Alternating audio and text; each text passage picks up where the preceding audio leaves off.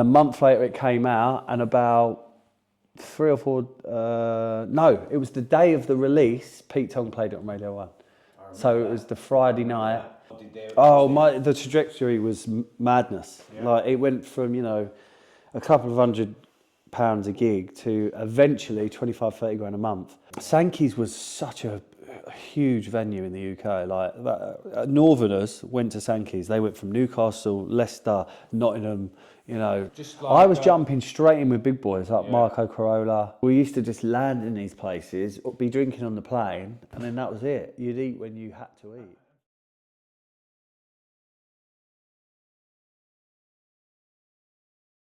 Yeah, it's always been nice growing up with the seaside. To be honest, I can't imagine living anywhere other than seaside now. I wouldn't live anywhere other than seaside. Yeah.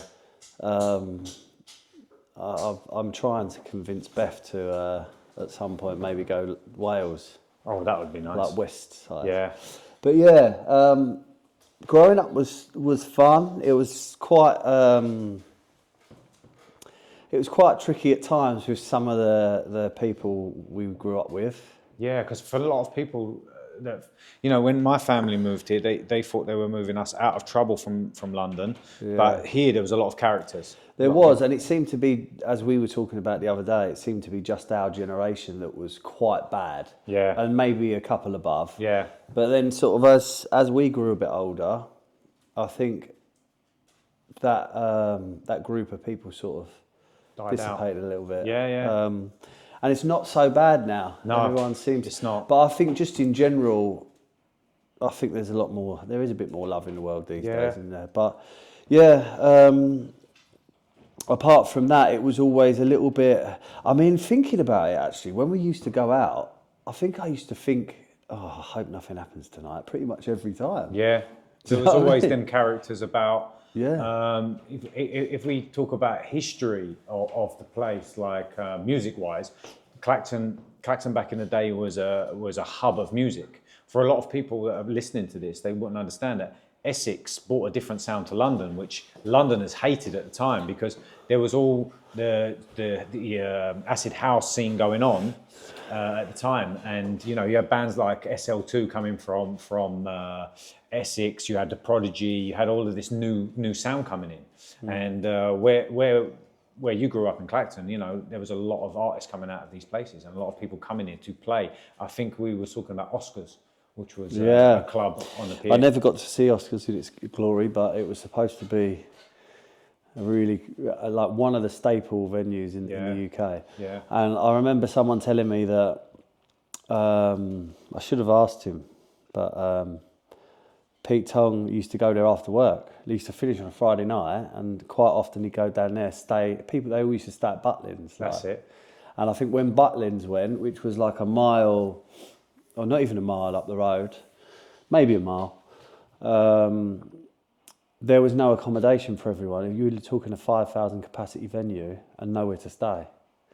And I think when Butlins went and the new Martello housing estate went in, that's when it started to die off. So growing up in a seaside town, summers were always busy. You had all the tourists coming down. The good thing about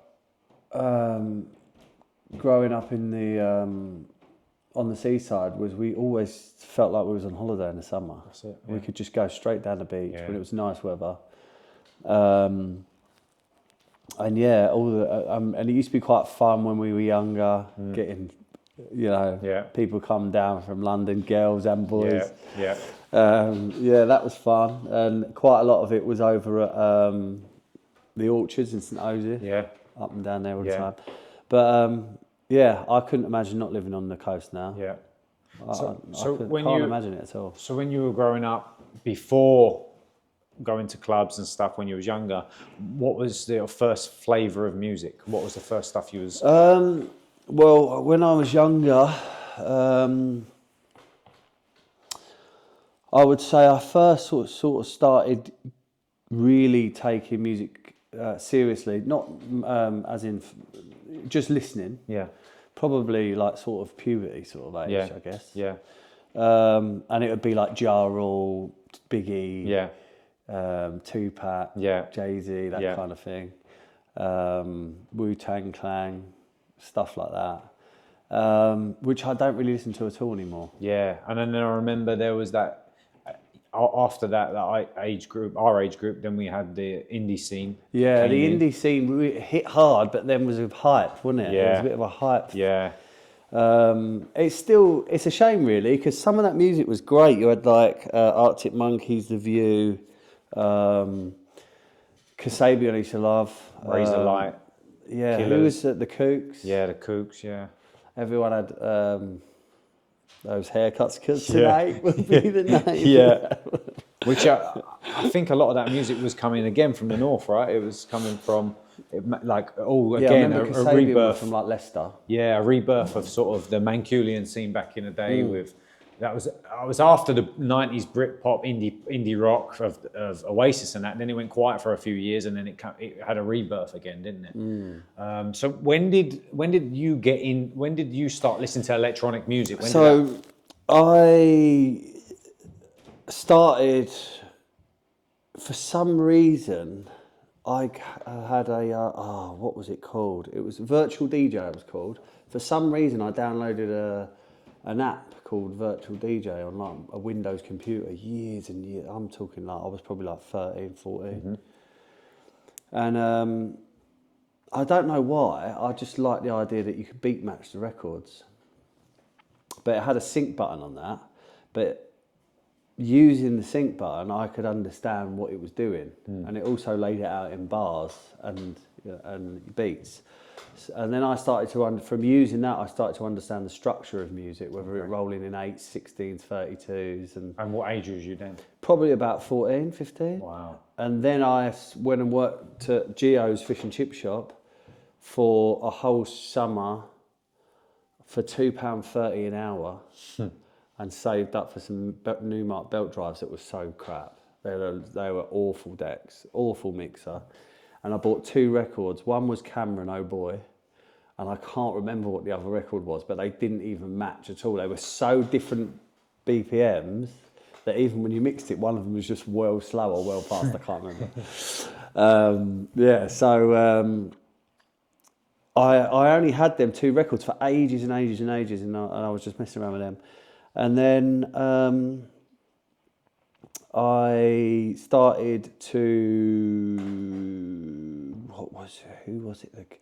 I think it was like Laid Back Luke or an Afro Jack and that kind of thing that got me into like David Guetta, all of this era of music. electro. Yeah, that's it. But it was like, We had them years like Head Candy. I was trying to explain to someone the other day. it was like funky house. That's it, and funky electro. house. That's it. It was a rebirth of like Chicago house, wasn't it? But we used to play all of it. It wasn't Yeah. like now where you're pigeonholed to a genre, and if you don't, That's it. if you play one Yeah. track that's not that genre, you're not cool anymore. People were snobs. Do you know what I I mean? think the generation before us were a bit snobbish when it came to genres of music. Like people, if you look at drum and bass, I think there was like 6 different genres of drum and bass at one point. Like you know, drum and bass is drum and bass. Mate, you should see how many genres of house music there are. I don't even know them all. Yeah, It's fucking mental. yeah.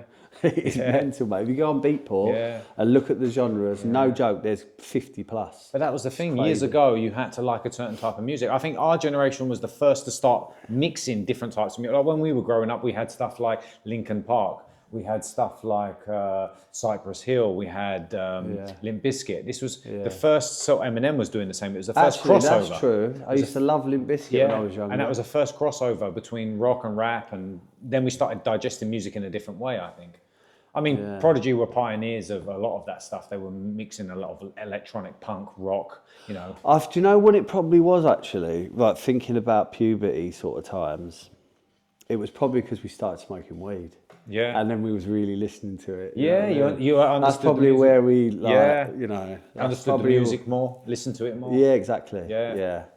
But, so then, without really telling anyone, I sort of dabbled with production a little bit, but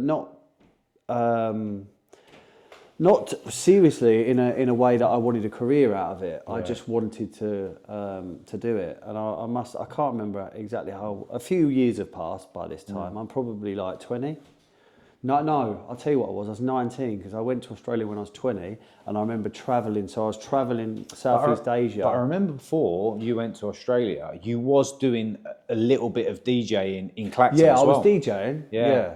So let's rewind then. Yeah. So Danny Keston, who lives over the road from me, I've known him for 20 plus years. He and another friend of mine, Dave Wall, were DJing in a local place, 70 cap place, but to us that was like a cool club, wasn't it? Like it was tiny. Absolutely. It was an old theatre, wasn't it? Which one are we talking about here? Rasputin's. Oh, so Rasputin's was a tiny little shop bar. Tiny. That's I all think it it was. was like 50 or 70 capacity. Yeah. Tiny.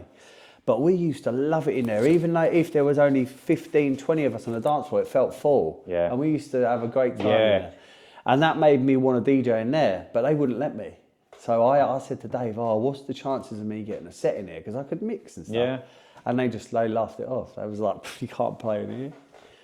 And Danny was sort of the same, similar sort of reaction. And Danny went travelling to South America with Ryan O'Dell. That was another one of my mates. And Dave, and I said, Danny's going travelling. Can I jump in with you? Because what they used to do was they used to get 10% of the bar and then they'd share it between the pair of them. So he said, look, if you can bring loads of people down here to get them to spend money, then yeah, you can do it. Yeah. But that to me was like playing in space. In Ibiza. I remember thinking, oh my God, I'm playing in Rasputin's tonight. Yeah. To 20 people. The listeners that are listening now and what we're describing, this was literally the equivalent of probably DJing in a big kitchen. Like what we're in now. I think it's smaller than even this kitchen. Smaller, yeah. Yeah. Maybe even smaller. I would say it's more like a decent sized public toilet. Yeah. But it was always, the atmosphere was always incredible there. The dance floor you couldn't get more than 30 people on there. Yeah. I think the stairs. And then you went down the stairs, you could get another 15, 20 down there. I think the stairs took at least half of it up. Yeah. But it was just always. It was tiny. I reckon if you go down there now, you wouldn't believe us. There was always you could go there on a Friday or Saturday night by yourself and you knew everybody there. It was a place. Everyone. It was just all of us mates, wasn't exactly. it? So I then had a little bit of experience in there. Then Billy Ball, one of my friends who owns Clacton Pierce, said to me, look, why don't we going to open a pub on the front? Why don't you do that Friday and Saturday night? I bought my deck. What was the name of the gate again? Boardwalk. That was it, Boardwalk. Yeah. So I said to my mum, I need some better decks. So I convinced my mum to, I think I had some of the money and loaned a bit of the money. I got 2 CDJ 1000 decks and a 600 mixer, I believe, and I think it was about $2,500, 2,600, maybe 2,800. And on the first night, you know what my brother's like, he's so stupid when he's drunk and so clumsy. So I've got all the decks set up. He's come round the back with like a couple of beers and just done the whole deck. The deck was like $1,000 or something. Done. That was that finish. So I had to get another deck. And I've done another probably 6 months in there. Yeah. And then I went to Australia and I downloaded, do you remember the torrent? LimeWire. LimeWire. Yeah. So I downloaded loads of like pirate tutorials and things like that, and I travelled Southeast Asia, like Thailand and that, and I learned as I was going on slow boats and things like that. I'd just watch these videos, you know, and if I got stuck on something, I'd learn that, and I just was self-taught myself. And by the time I got to Australia, I'd been there for about 2-3 months, saved up a bit of money, booked an A-booking course, and the guy actually said to me, mate, there's no point you being in here, because I was like, every time they asked us to do something, I'd do it. And then I'd say, at the end of the session, I'd say, can you listen to this? And he'd listen to the tune and go, mate, there's no point in you being here, you're wasting your money. I think knowing you that much, you're obviously a sufferer from ADHD, but I think I don't suffer from it. I think I thrive on it. Yeah. That's another better term. I mean, you used it to your best. That was what I was going to say. You, instead of being a sufferer, it seemed that you always got into something and you excel. I remember you learning to play guitar. I think it taught you a few months and you could play guitar. Yeah, well, you know what I mean? I wanted to play Pachelbel's Canon in D, which is like a wedding classical song that they use for weddings. Yeah. and which is quite a tough thing to play. Yeah. But I learned the guitar until I could play it, and that was it. I was bored. Yeah. I couldn't even be bothered to learn anything else. But yeah, so I got to Australia, done that course. They gave me some of my money back, and then I just sat at home making music, and eventually I got some stuff signed, and I went back home. But you should tell the story when you was in Australia, because it's a very interesting one when you gave someone a CD of yours. Oh, so that was in Sankey's when I got home. Right. Okay. Yeah. So just before I went home, I went to see Art Department. Have you heard of Art Department? Yeah, of course. Yeah. So I went to see them, and it was the first like proper DJ that I listened to and thought, I really like that music. Like, Inspired by it, yeah? Yeah, I was very inspired by it. And I met them, and I got quite excited about that. And when we left, I walked up the harbour. We was all absolutely out of our minds. And I saw them sat down. I said, what are you two doing sat down here? And they said, oh, our driver's not turned up. We've been sat here ages and this and that. And I said, I'll try and find you a car if you want. And I was just pinging, like, pissed out my face, trying to find this cab. And behind the harbour, like, if you jump over a wall, it goes down to, like, a motorway. So, like, the harbour sort of built up, and there's, like, a wall that goes up, and then lower down is I've jumped up, dropped onto the motorway, just pulled a taxi over, got in, pulled back round, picked them up. And they're like, you're a legend, you're coming with us all night. And they was playing at Harbour Life later on. So I've gone back to this room, and this room that they had got given was unreal. They had a change of clothes on their rider, like all these designer clothes in the wardrobes in the room. They brought loads of girls back, and, you know, it was just looked proper cool. What you imagine being a DJ was like. Exactly, which I've never seen again. Yeah. I was like, this is wicked. So they looked after me, and actually we sat down and we spoke together that night about panning. So when you're making music, where you put the sounds left and right. He said, when you do your drums, imagine where the drums are. Yeah. When you're playing them, when you do your toms, they go round to the right. Your hi-hat slightly to the left, cymbals to the right. Yeah. I still do that now. From Kenny Glasgow telling me that. So yeah, then I went home, and I went to Sankey's soon after with Danny Kester, and I took some CDs, I burnt a load, and I got absolutely smashed at Park Life watching Jamie Jones. And then we went to Sankey's, and I dropped all these CDs, just pissed. And what lost Danny. And for people listening, you used to make CDs. Oh, sorry. So I made CDs with all the music I'd made on. No, I'd never given them out in my life until this moment, and this is still. And that's how you used to do it back in the day, yeah, right? This is we used to burn CDs. There wasn't really any transfer sites like WeTransfer or Dropbox. Yeah, YouTube wasn't even around then, no. YouTube probably was, but probably very basic. Yeah. And yeah, so I put my phone number, my name, the track listing. There was 4 tracks, if I remember rightly. I think no, there was 5 tracks. There was 4 tracks and an edit, a Leafos edit I'd done. And Danny had pulled some bird and buggered off. I just had nowhere to go, so I just went home. And I went home early, which is not what I'd done a few years after that consistently. I was always the last one out. And my phone rang about 6 in the morning, or 6:30 in the morning. And it was someone called Simon Heslin, who runs Electronic Records in Manchester. I don't know if they still go anymore, I'm not sure. And he said, I've just found your CD, are any of these signed? And I said, no, none of them are signed. I said, one of them's an edit, so you can't sign that, but the other 4 are available. He said, I'll have them all, we've just stuck them on in the club. I found your CD and we're having a look in. No joke, I thought I was going to be driving a Ferrari in 2 weeks. I thought I was going to be rich. I thought I'd signed to a record label, do you know what I mean? But it wasn't the case. And then they put it straight out. They had it mastered. And a month later it came out, and about 3 or 4... no, it was the day of the release, Pete Tong played it on Radio 1. I remember so that. It was the Friday night. I remember you calling me and telling me. And I was hoovering. I was living in Colchester at the time, and I was hoovering, and I had this electrical cupboard where my fuse board is, and I had Radio 1 on, because I used to turn Radio 1 on every Friday thinking, I've got a tune now, it might come on. But really, I thought that's never going to happen. but I was hoovering away and they started speaking on the radio, and then I heard it in the background and I jumped up and I smashed my head so hard I got a scar here now. My tooth went straight through my lip. Yeah. But my tune was on, I was going, there's blood pissing out everywhere. And I was ringing everyone. But yeah, those were the good times. That to be honest. And what age was that? That was probably 21. 21. No, that was probably 22, 23. 22. 21, actually.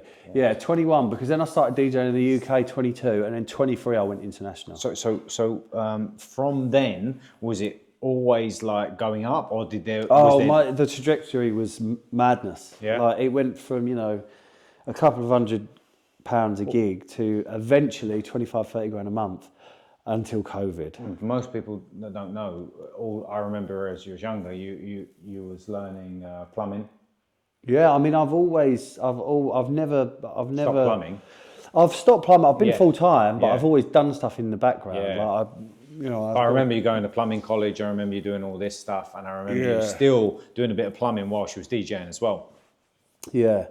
I mean, don't get me wrong, there's been times where you go really quiet. And, DJing is ups and downs all the time. So you can be really winning for 6 months, and then for 3 months, it just nothing, because there's something else going on, or some hype, or the sub-genres move around. So what was your first big clubs that you played in UK? But generally, I suppose it moves like Bitcoin, down a little bit up, down a little bit up. And that's what it was like until COVID, and COVID ruined me. So going back to 21, what was the first big clubs that you played in? Sankey's was such a huge venue in the UK. Like Northerners went to Sankey's. They went from Newcastle, Leicester, Nottingham, wherever they were, Liverpool, wherever they were. A lot of them went to Sankey's. What were the sets you were getting there first of all when you was that young? What was you getting? I was jumping straight into what money wise? No, just like I was jumping straight in with big boys like Marco Corolla. But you were likeable. I mean, at that time, you. I think when I knew you when you was that age, you was partying and DJing. Oh, I was partying.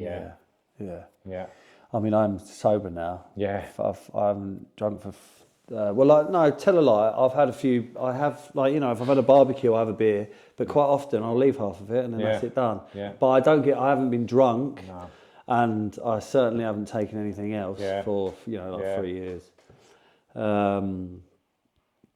But yeah, so. So, getting back to Sankey's, where did you go from then? So I remember Sankey's was quite regular as well, and it was such a great place to play. Some of my best sets of that I remember have been in that place. I loved that place. I remember you playing Egg a few times. Yeah, Egg was a very strange old place. It is a strange place, isn't it? But I wanted to play there because it was so well known. But I never really enjoyed Egg, if I'm honest. Fabrics were obviously great. I played there in January actually. That's always. Fuse, when it was still open, it was there. Fuse, I've never played. Never played Fuse. No, I'm very friendly with. Ben Rao is someone I'm in contact with all the time. He was one of the first people I went to see, and actually I went up to him at Fuse and I said, "How easy is it to play there?" And he said, "Do you mean how hard is it to play here?" And I said, "Well, yeah, whatever." And he said, "You need to be making music." He's the first person that said to me, making music is so important. And he said, "Look, if you're around tomorrow," he was like, "come to my apartment and I'll give you a copy of Ableton." And it was like a crack copy and some samples. And I was using Reason at the time, which was really, really hard to use. You pressed tab and it showed you the back of it, where all the cables would go. Yeah. In a synth, and you had to actually rewire to do things like you would in a real studio. Yeah. And then I went to Ableton and was like, "Oh my God, this is so easy." And actually he gave me like a full day's crash course on Ableton, and I've never moved off of it since, and we still talk now. Archie Hamilton, another Fuse DJ, probably one of the best DJs I know. I still talk to him regularly. He's absolutely smashing it all over the world still. So what happened after you started touring UK and stuff? When did your first international? My first international would have been, I reckon, Ibiza. And where did you play in Ibiza? Sankey's in Ibiza. And what was Ibiza like that then? Unbelievable. Yeah. Because we was always listening to the older. We always listened to the elders like Danny, Sam, that was obviously resident there a lot. These things ruined Ibiza. Yeah, of course. They ruined Ibiza. It's that now, isn't it? Yeah. That's all it is. Yeah. When we went out there, we didn't have. If we had a phone, it was to send a text message or It was ring a someone. disposable camera.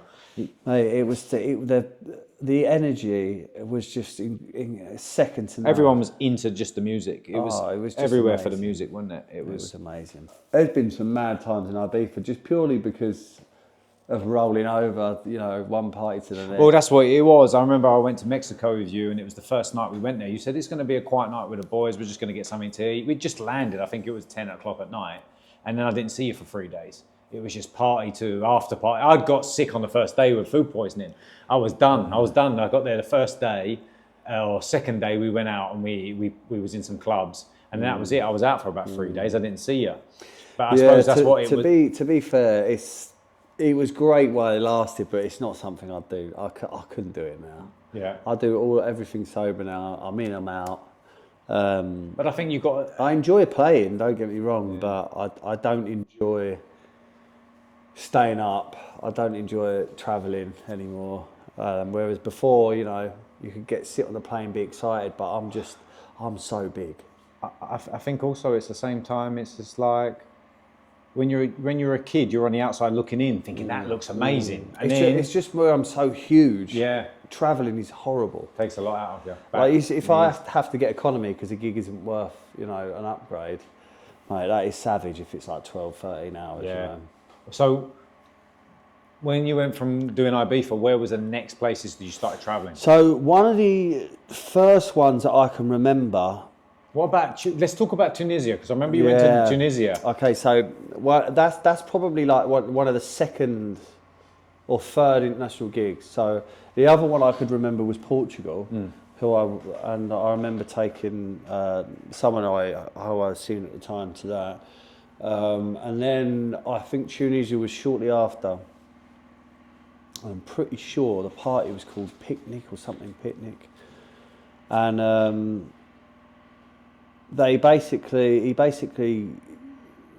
I landed, got in the car, and he said, right, we're going to do all this. We're going to see something. We're going to do this. And I said, okay, but can I go to the hotel? Because I'm like, I want to freshen up. It was a long flight. It's the north of Africa. It's like, it's a long old journey, 4.5 hours or whatever. And he said, no, we haven't got time because I want to take you here. And we didn't really do anything. We went to some poxy place for food that wasn't very great. Anyway, he kept saying, we need to do this. I need to run this errand. I need to do this. And he basically run me around until it was time for the party to start, And we got to this party and I said, look, I really need to have a shower. I said this just before we got there. And he said, let's just use the shower at the club. And it was basically like a mop cupboard with like the most disgusting shower in it. So I've got in the shower, had this shower, got changed, got out, and the guy's just gone. Like, he's not to be seen anywhere. And I'm standing around, and there's people in there, but not many people. So I just sat like, or stood behind the decks for like probably an hour until it was my turn to play.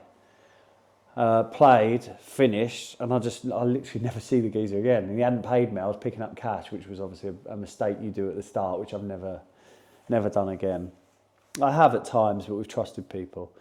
And there were some dodgy characters there. I was in the middle of nowhere. I think you told me you saw some guns there or something. Yeah, there was literally people just with guns, like in their jeans. So it was a weird place. I think it was like some sort of like gangy type place. It wasn't normal. It wasn't a normal party. Yeah. Whether that's why he went off, because maybe someone come in that he didn't like, I don't know. I never found out. Yeah. But I ended up, I couldn't get a taxi, I couldn't get nothing. And I ended up flagging someone down to take me to the airport.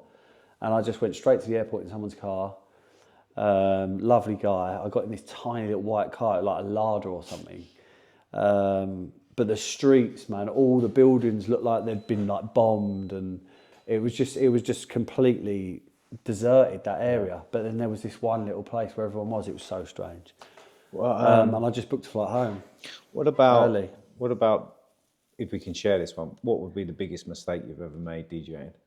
Something that you just did that was not very good on the set. One that stands out is as in like actually like stopping the music or something like that. Yeah. So I was playing an edit by Frankie Rizzardo of Opus, which is a huge Eric Prydz tune, and it's like a massive build-up. Like you can't not be in the moment when it's playing. And I was smashed as usual. And I was like getting right into it, and I had my eyes closed, and I leant back and I pressed the pause button. And literally the whole club just went quiet, and everyone was like booing, and I pressed the cue button, so it went back to the start of the track. So I had to fast forward it over and play it again. Yeah, oh, mate, it was like that one sticks out. Other than that, not that many things really. I rarely do make mistakes because I'm not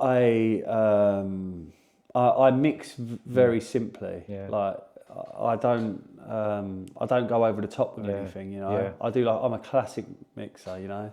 One track, next track, one track, next track, possibly a third track if I want to keep the groove in. Yeah. But I don't try and use 4 decks at once, do too much.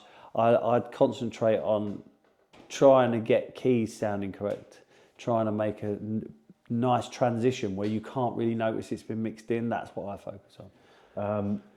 Where would you say where music started, what you're playing, as your direction of music changed now, do you feel? Your direction of music changes all the time. At the moment, it's very housey, but more sort of maybe. I love my chords at the moment.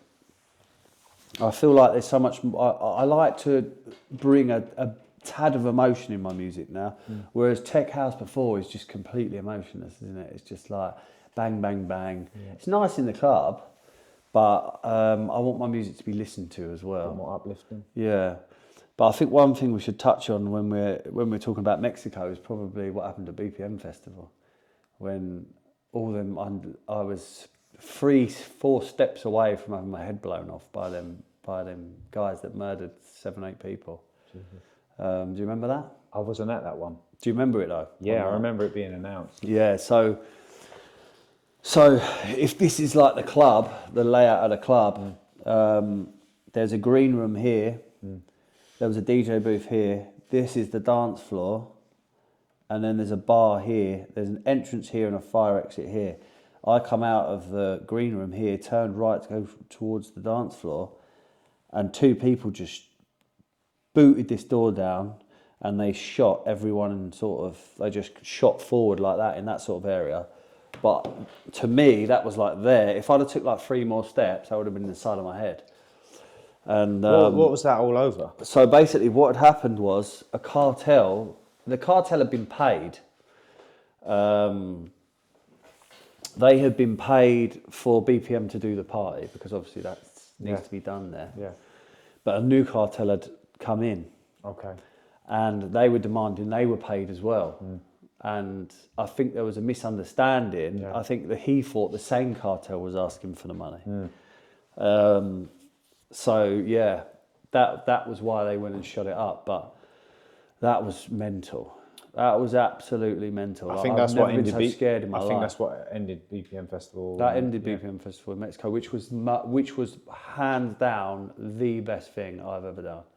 I think that year that I went out with you, I think that was when you was peaking, because I remember certain people you were hanging around with, and all the different colourful characters that I met there. It was like a different world. It was very interesting. Like. It was people from all over the Caribbean coast with all the biggest DJs in the world, and we're mingling with them, not paying for nothing. 22 at the time, 21, 22. Yeah, it was really unbelievable, and it was New Year's Eve. Yeah, well, it's just after New January. That's it. It's just it's after. That week up it's to like it. I think it starts like 4th or 5th January. I remember when I used to drink then, I was watching the sunrise on the beach. Yeah. And it was just unbelievable. It was a really, for me, it was one of the best festivals I've seen. I remember Cole Cox was there. Everyone played there, everyone. Yeah. So yeah, that you know that's probably definitely no probables. That's definitely the best festival that I ever done. I think one of my best memories was you giving me a call one day and you saying, "Are you still in Melbourne?" I was like, "Yeah," and you're like, "I'm on my way. I'm going to be playing there." And you played, oh God, what was Revolver. No, it was. Was that when Ryan Thomas was there? Was you there that night? No. This is, I'm going to butcher this by the names. Something to do with animals, like zoo. Oh, yes, I remember. It's on YouTube. It is something zoo, yeah, in Melbourne, yeah. It's on YouTube. That was quite decent. The clips are on YouTube. That was a decent I watched, party. you know, I was watching the other day. They recorded the set. I was showing my missus your sets, and I look up and I thought, "There's me in the background. I could see myself in the background." It was such a nice. Oh, what was that called? I can't remember. But yeah, that was so. They burst through the door. There's a security guard with a hole in his head, just dead, that they've just gone past. There was a couple that had both been injured, who I later found out died, that were just like holding each other, like, bleeding out. Like one of them was sat up, one of them wasn't. And I was just, as soon as they started firing, because it was Elrow, I thought it was costumes or something. And then I've started to see that it's not. I've spun round and I hadn't done anything for like 3-4 years. I hadn't done any exercise, and where I went to spin so fast, and I wasn't used to doing that, I just stacked it. I just hit the deck, so I just laid there. Like I just laid there and watched it as if I'd been hit or something, you know. And when it calmed down a little bit, and I realised that it was my time to go, I got up, sprinted to the green room, ran through the green room, bearing in mind half the club has evacuated at this point, and the green room was just like normal. People drinking, getting on it, talking, chatting away. I was like, everyone's got to get out. There's been a shooting out there. And I remember Ross, who's now a manager of he wasn't a manager at the time, but he was a professional golf player. But he now manages artists, and some of them are like the hottest people about, like Max Dean and stuff like that. And he said, "Oh, no, it's because it's Elrow." And I went, "No, trust me, everyone needs to get out. There's been people been shot. There's someone dead out there. There's a security guard dead." No one believed me. And then more people started to come in. People started to run. There was people hiding. People were getting in the kitchen cupboards. So it was mental. Especially, I've run out the back, found a back exit, and already there's police trucks. But the police had laid their weapons. They'd opened the back of their truck and they'd laid their weapons on the truck, and they were standing there like that. So someone said to me that it's a mark of respect to the cartel that they haven't got their weapons in their hand, which I thought was mental. Yeah. I'd never seen anything like that. Yeah. What? And I can only imagine people being on certain types of drugs. I got injected with. So I went back to my apartment, and I was hyperventilating so badly, I couldn't breathe. I suffered with panic attacks anyway because of when my dad died. And the neighbour, because it was an Airbnb, we had just a normal Mexican neighbour, and she opened the door and she was speaking to me in Mexican. I couldn't understand her, and I was getting even more frustrated, hyperventilated. And eventually we stopped talking. I don't think we understood each other. And I got another knock on the door. So I answered it thinking, oh, finally someone's back. And it was no one. It was just a doctor. I thought it was going to be one of my mates I was staying with. And he spoke English, and he said, oh, I got a call from next door. We need to calm you down. So I can't remember if it's 5 milligrams or 50 milligrams. 50 milligrams sounds too much, doesn't it? Maybe it was 5 milligrams. I can't remember. I'm sure it was a 5 of diazepam, maybe 5 milligrams. And that's all I remember. I'd been up for a couple of nights partying. Yeah. And I was sat hyperventilating, like having a panic attack, full-on panic attack. And all I remember is that. I don't remember anything else. Woke up in the same position. And it cost me $500. He made me pay before he done it. And I signed a bit of paper, done that, and I literally woke up about 12 hours later in the same position. I remember something funny from Mexico, just comes back to my mind. I remember us getting there and being in such a lively mood, and I remember this was the first set that we was going to, that you was going to be playing, and you just got a little sponsor from Sennheiser, headphones. Oh yeah. And you that's just brand new headphones for your set. You lost them in the cab. Yeah, so do you remember? Lost your music at one point. I lost my whole bag, didn't I? So I had a Moa pilot case, and then so this guy from Sennheiser would come up and give me these brand new headphones in the box, didn't they? And they were the ones I usually use, but these were like, you know, nice and brand new. And me and you was it me and you that? Do you remember we went to that club and it was all like red lights? Yeah.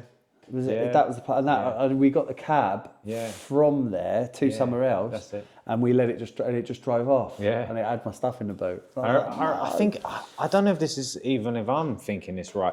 Did you ever have USB? Yeah, it was CDs or USBs. And I think you plugged it into a cab driver's. Oh yeah, that's right. And it just drove off with it, and there was all the music on there. Yeah, that's right. It was. It might have been a CD. Yeah. Because it's probably a CD player. But I remember us doing that as well, which is mental because I would have been out of my mind at that point because I don't think I was ever. I think sober. you turned up to the club with no headphones, no music, and then you had to borrow some people's music and headphones to play. Yeah, probably. That's happened before a few times.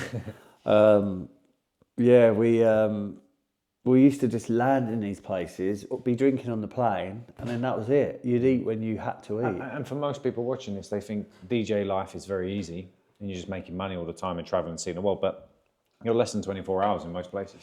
Yeah, you're less than 24 hours in most places, but all that fun happens in the first quarter of your career, and then it starts to get more serious, and then you've got managers coming in, multiple agents. Like I had an agent in Australia, one for Italy, one for Spain and Portugal, one for the UK and the rest of the world, and then one for North and South America. So you've got all these people on you, you've got to be on the ball. Manager demanding everything from you, like you've got to have the right amount of press. You've got visa processing that you've got to stay on top of. There's loads of stuff to stay on top of, and then it doesn't become as fun. And then it's further to travel, and then it's more gigs, Friday, Saturday, Sunday, 3 different countries, sometimes different continents. You know, you could go from South America to North America. How many countries have you seen? Oh, I don't know. Not sure. But, I think you've probably seen more countries than most people. I'd like to say probably at least 50 maybe. Yeah. Which is over a quarter of the countries in the world, which doesn't seem much when you've gone around the world, but there's only so many places you can play. Where would you say the most unusual place you've played? The most unusual place I played was on the border of Russia, in Russia. And I flew into this tiny airport. It was one gate and it looked just like a shed. And these big two geezers picked me up in a Range Rover, looked like security. Well, they were security. They had my name, holding my name up. I come out off a plane, about 7 or 8 of us come off this plane. It was a tiny plane. Because I had to fly from Moscow or St. Petersburg or somewhere like that, I had to stop. And we drove for ages. I honestly thought I was going to get killed. It was weird. We just drove through woods. It was like a straight road and just woods for like donkeys and donkeys. And then we arrived in this tiny little town and I played in a strip club basically to about 15, 20 people, and they were all just getting like lap dancing. I was just DJing in a strip club. I had no idea what I was going for. I just thought I was going to play a club. And the town was so small and so weird, and everyone was just like, it was proper hillbilly town in Russia. I couldn't wait to get out, man. I played my set, went back to my hotel, which was like over the road because the place is so small. Yeah. But it was a shithole. Yeah. Like such a shithole, this hotel. So there's been some sketchy things. Like I got basically kidnapped in Rio. I came out of the airport and I had a connecting flight, but the following morning, so the airport was closing for 6 hours, from like midnight till 6 a.m. And when I landed at like 7 p.m. maybe, and there's like a row of yellow cabs, and I came out of the airport and they've seen me, like typical British guy on his own, and this third cab down's like going, oh, come here. So I just thought, oh sweet, jump in there. Put my another Rimowa pilot case, same case, I used to buy the same one all the time. Put it in the boot, shut the door in the back, and there was a cage in front, no door cards, no window things.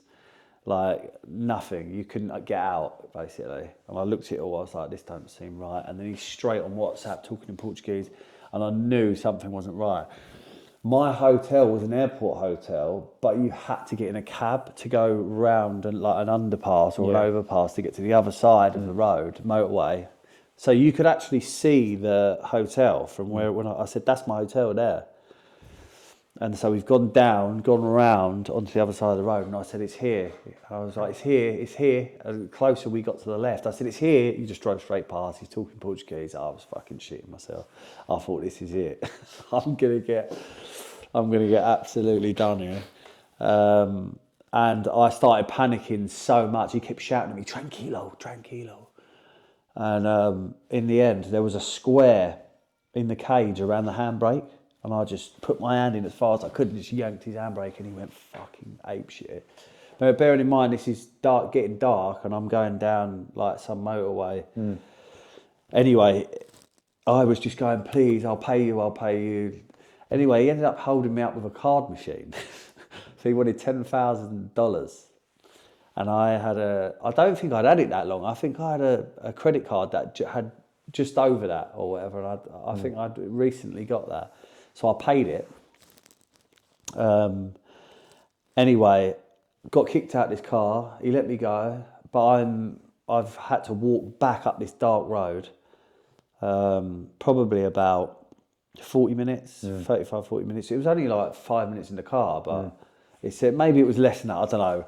You know what it's times like when you're in these states. I don't really know. It was all a bit of a blur, but I've managed to just follow that road all the way back, and then I could see all the airport signs. I could see everything. So I've worked my way back. And I said I went to the information desk, told them what had happened, and I said, shall I call the police? Bearing in mind, I still have my phone and my passport in my pocket. Thank God. They said, if you call the police, they'll take your phone. They'll just have whatever is left. So they was like, don't do that. But so there's two parts to the airport, and then there's a slope that goes down to an underground car park, and then it goes back up to the other terminal.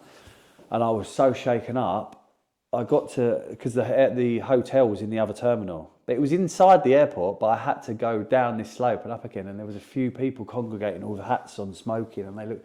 I was so petrified from what just happened, I couldn't go down there.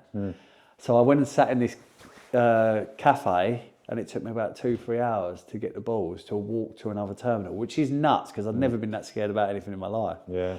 But yeah, and then I got there and I was like, what the fuck was I worried about walking down there for? Do you know what I mean? Yeah. I would have done that if I would have walked down there before that happened. Yeah. Which is, it's just mad. Your mind plays tricks on you. So I got back to my room, got on the Wi-Fi, and Nat was to text me shortly after saying, did you make this transaction? And I said no.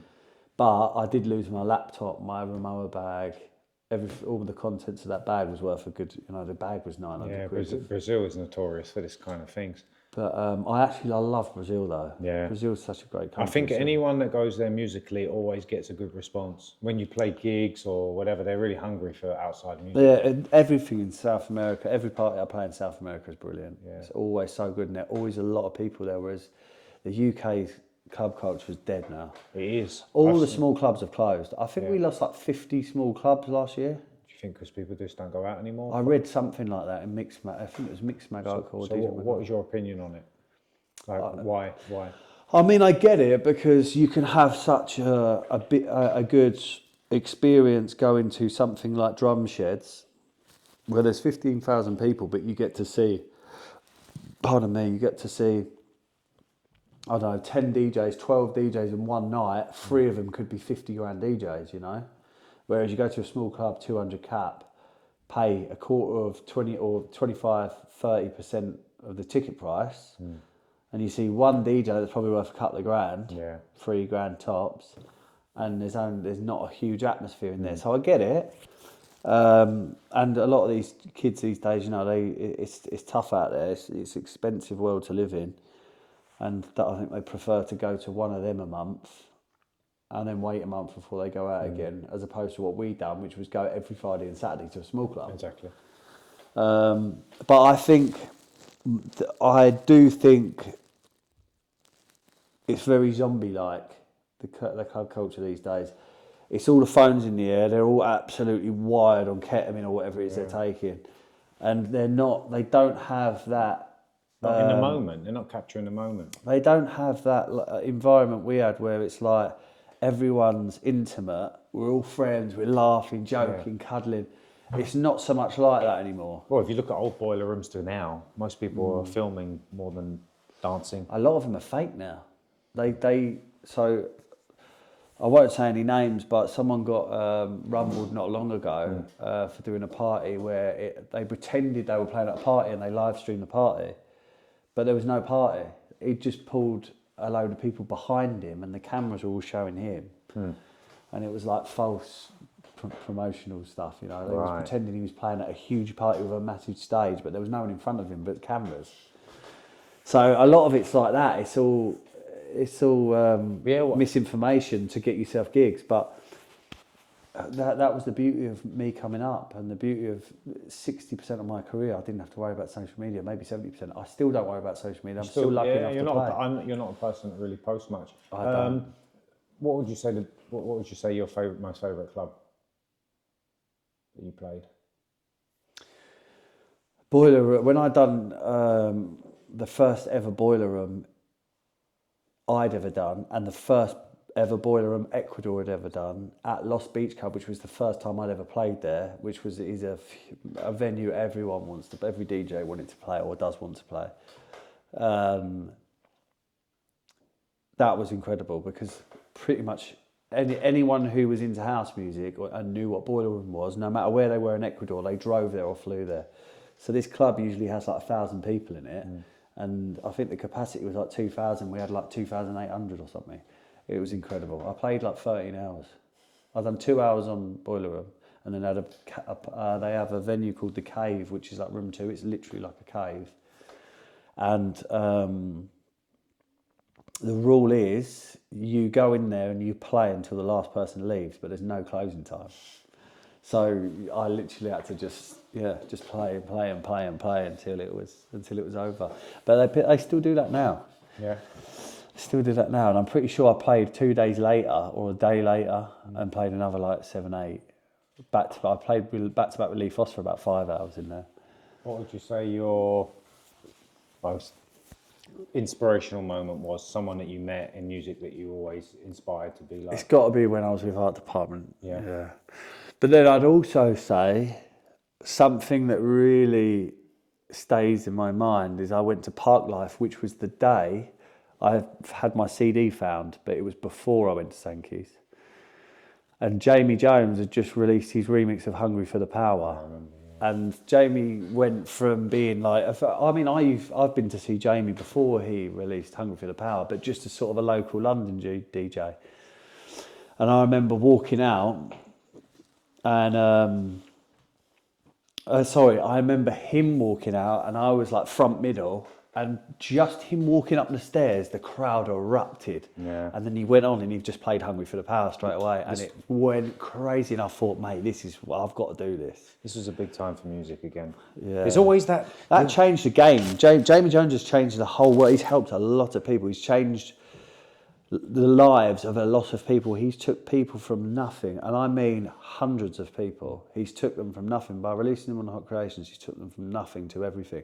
I mean, without Jamie Jones releasing my La Fiesta for me, I wouldn't have built this house. I wouldn't have, I wouldn't have done a lot of things because I went from playing a couple of European countries and the UK all the time to globally. Yeah. Like, can we talk about a recent track that you've made? Like, I know it's not released, but can we talk about who you've worked with? Yeah. So I've just written a record for Rag and Bone Man, which is now going to be a collaboration.